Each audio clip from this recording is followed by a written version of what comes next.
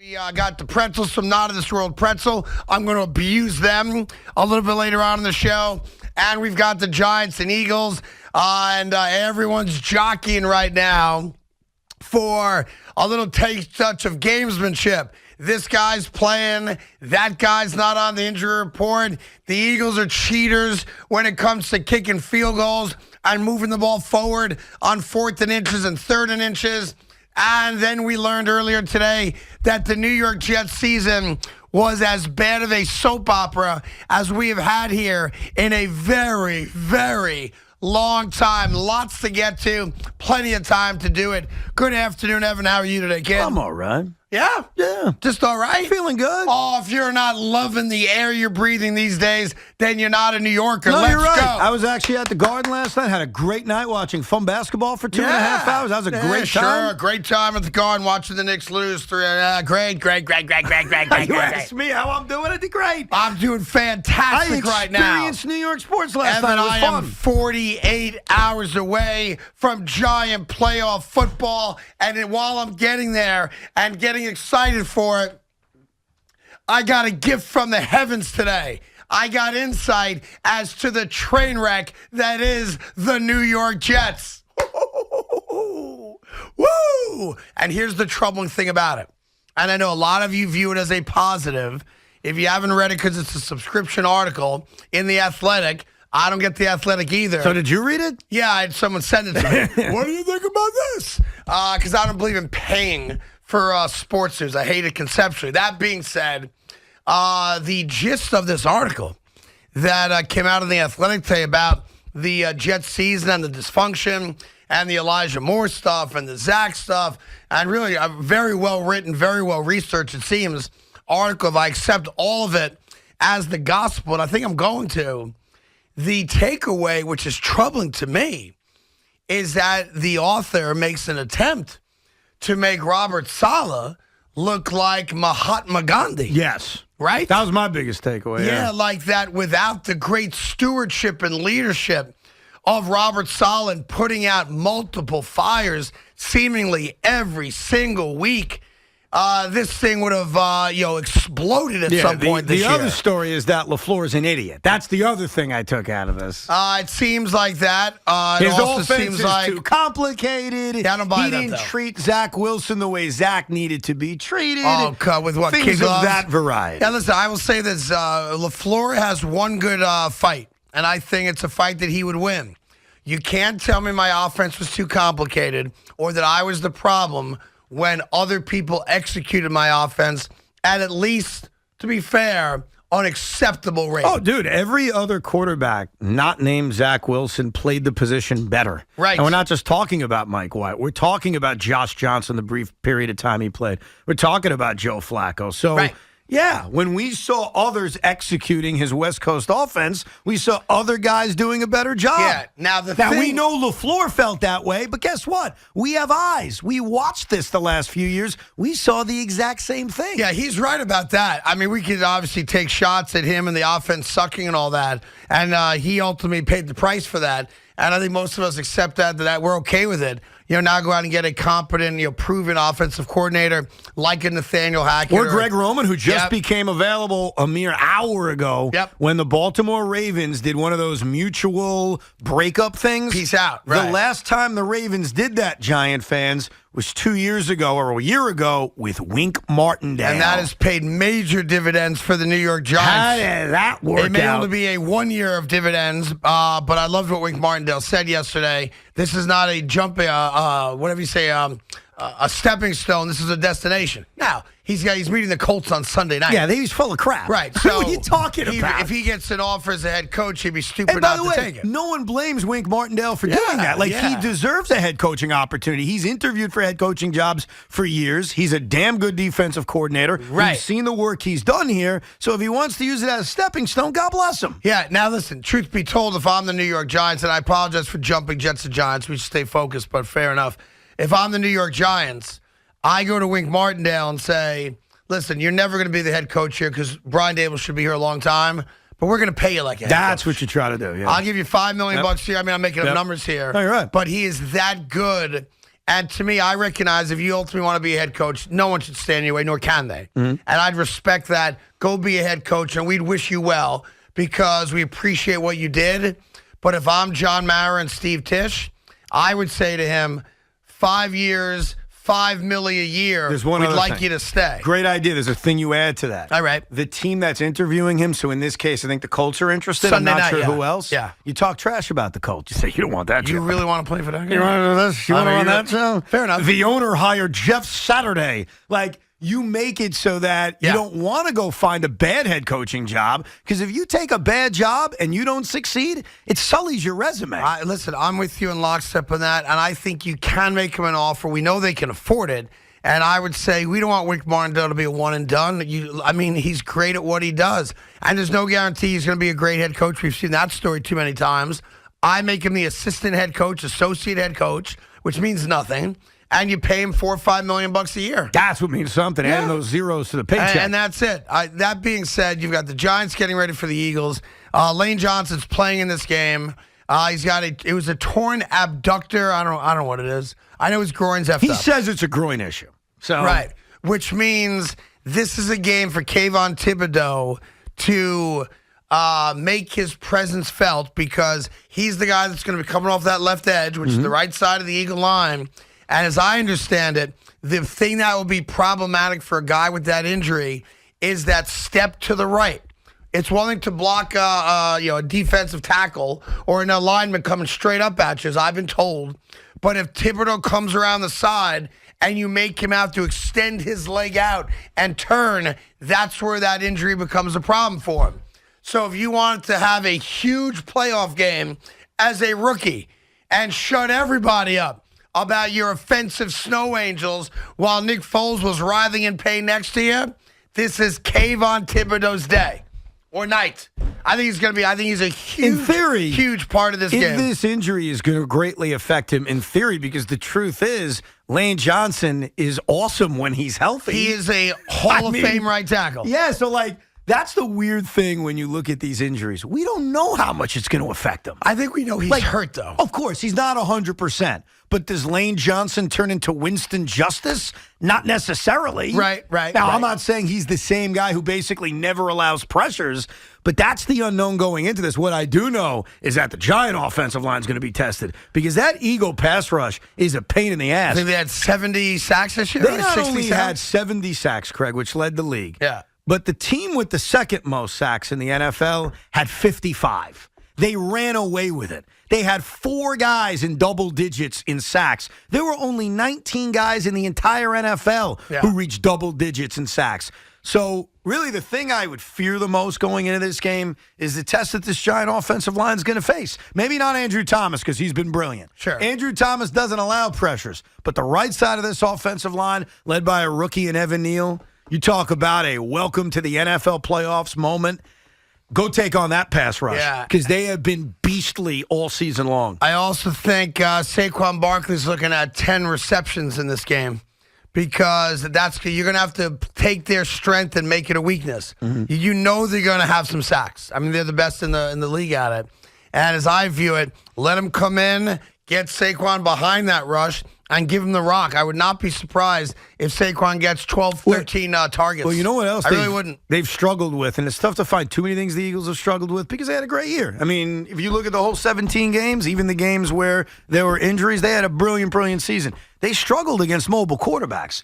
Quarterbacks can beat them with their legs. And one thing we saw from Daniel Jones last week, and really we've seen it throughout his NFL career, he can burn you. Yeah. And unlike in years past, and this is the monumental difference between Daniel Jones and this Giant offense this year and last year.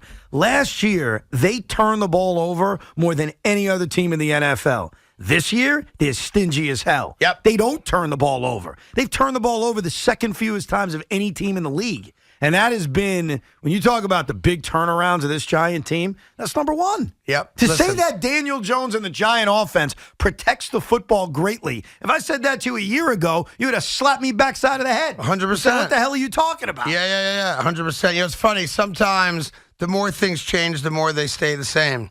And I had this weird epiphany while I was eating a Italian sandwich on a pretzel roll, courtesy of my friends at Not of This World. and I went into a food coma for a moment, and I said, it's funny. The New York Giants are in the playoffs, and I think we've both, and I think a lot of the people listening, have gotten to a place where, not that we're guaranteeing it, not that we're even predicting it, but we can fathom figuring out a little roadmap to the Giants beating the Eagles. Right. And I don't think any of us think it's not a close game. I think even if we say you give the edge to the Eagles as you should, I don't think any one of us are going to now predict the Eagles win by 30. One score game. Yeah, I agree. Yeah. I think that's where we're going to be. Yeah. I think that's most likely where we're going to be. At least a one-score game late. If you told me Eagles scored a 4-minute touchdown and made two, yeah. Yes. But I think it's a one-score game late. Yes. And the New York Jets are a dysfunctional mess. And I'm saying to myself, I kind of felt like New York's kind of undergone this huge change sports-wise. Right. And the reality is that it hasn't. No, it's the same. It's like if you fell asleep 25 years ago and woke up, yeah, the Yankees are coming off a playoff run, right? The Knicks aren't going to aren't doing much. They're a 500 team, a little bit above, right? Mm-hmm. The Nets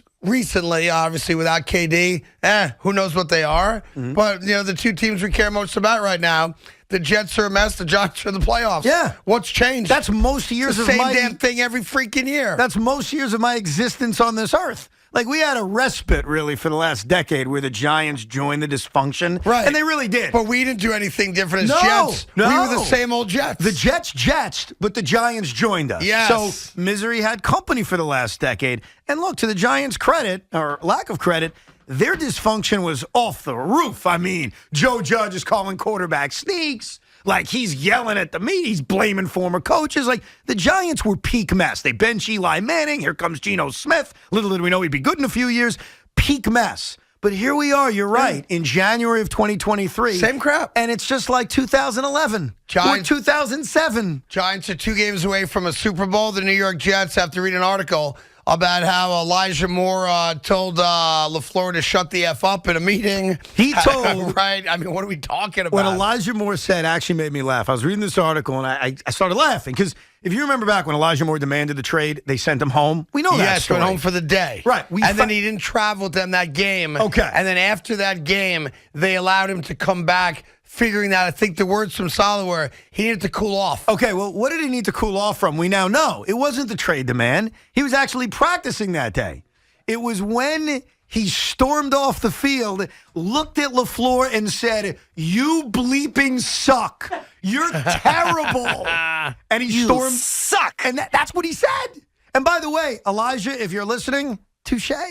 Like, I can't say you're wrong. I mean, off of one single season in the NFL, he actually told an offensive coordinator in a meeting, "You effing suck," and didn't think that was going to be dealt with in some way. How was it dealt with? He got sent home, and within a few weeks, he was back on the field. And he was not docked a paycheck either. No. That game that he missed, he got paid for that game, as I understand it. He was showing his emotion, man. Yeah. And then he became a bigger part of the offense later in the year. Well, he became a bigger Right. part of the offense because Mike White was the quarterback. Yeah. And that was the crux. It's so fascinating. And listen, it's disrespectful to do what he did. And it's a young, immature, emotional guy. And, you don't excuse it, but you understand it. When you're coming off the rookie season he had, which was a great rookie year, right? We thought, wow, Elijah Moore's going to be a badass second-year wide receiver. He's going in the right direction. We were thrilled with him. Sure. And they were like, wait a minute, we said the same thing about Denzel Mims a year ago. Right? And then we get Garrett Wilson. Oh, another wide receiver. Yeah. What does that mean? And you see how the offense struggled, and then you find out he's cursing out the coordinator. You're like, where? And then everyone's giving Robert Saleh for quelling the riot? What? Here's the problem. Obviously, he shouldn't be yelling, and this is a quote, "Go bleep yourself." No, that was an that's- actual quote. By the way, you should be suspended Right. and fined for it if you're running a real organization. Again, totally wrong, shouldn't have said it. And then he says, "You suck." But if you're a Jet fan, and you've watched this offense the last couple of years, is there not a part of you that wants to live vicariously through Elijah Moore saying that to the offensive coordinator? Well, I mean, we all said it about the owner, the coordinator, the coach, the GM at some point. At any right? point on a Sunday, did you ever Right. stand up in front of your TV and scream, "You suck"? Yes. Of course you did. Yeah, we have. There's no doubt about that. We certainly have. So from that standpoint, Elijah Moore was speaking our language. But what's really fascinating about the story is how it really goes out of its way, almost to the point where I felt like Robert Saleh was the source. Oh, well. Like, didn't you get the sense, like, wow, he's really bending over backwards to make Saleh look like a champion? So it's interesting in reading this article at the beginning of it, and I advise you read it. It's at The Athletic. Zach Rosenblatt did the reporting. He mentions that they got this story from a lot of unnamed players, from people around the Jet organization. So it honestly could be anybody. Yeah. But they got it from inside the organization. It's Robert Saleh, dude. But it does paint Saleh in a more positive light than other figures in this story. It makes it look like, at least and I didn't read it 3 or 4 times, just once. It makes it look like Robert Saleh was a combination of Mother Teresa, Gandhi, and quelled so many little brush fires that we should give him an award for the job he did in keeping it all together. Like, winning 7 games was a miracle, right, considering what was going on, specifically on the offense throughout this year. You know what I mean? Did you get that same sense? So to me, I always feel like whoever you say the most nice, positive things about is most likely your source. Yeah, I mean, right? To a degree, not to the same level as you. Like, I definitely thought it painted him in a more positive light than it did LaFleur or Zach Wilson or Elijah Moore or a lot of the other protagonists sure, in this story. But I didn't walk away from it thinking he's Vince Lombardi. I didn't walk away from it thinking he deserves a Nobel Peace Prize. No, but you walked away from it saying, boy, how did this guy, of course this guy's coming back for year 3. No, yeah. That's how I viewed it. Yeah, but I also walk away from it saying they better fix it. Yeah. And that's really the biggest takeaway. Well, you fix it by getting a different quarterback. No, that's by obvious. getting another quarterback and by getting another offensive coordinator, yeah, thinking that's going to unlock Elijah Moore and Garrett Wilson and the rest of all this talent on offense. And how about you got to fix it? How about the fact that the dislike of Zach Wilson was palpable? No, they didn't like him. Right? And I told you that from day one, that he was going to have an issue in this locker room because he's not one of the guys. I didn't know I'd be right about that. Okay, but here's why I don't think that's it. Because one of the things Zach Wilson was praised about from players, unnamed players in this story, was the way he had that little summer workout last year. Remember the whole workout thing? Yeah, I do, yeah. That, he came across like a good dude. A lot of the players had a good experience with him.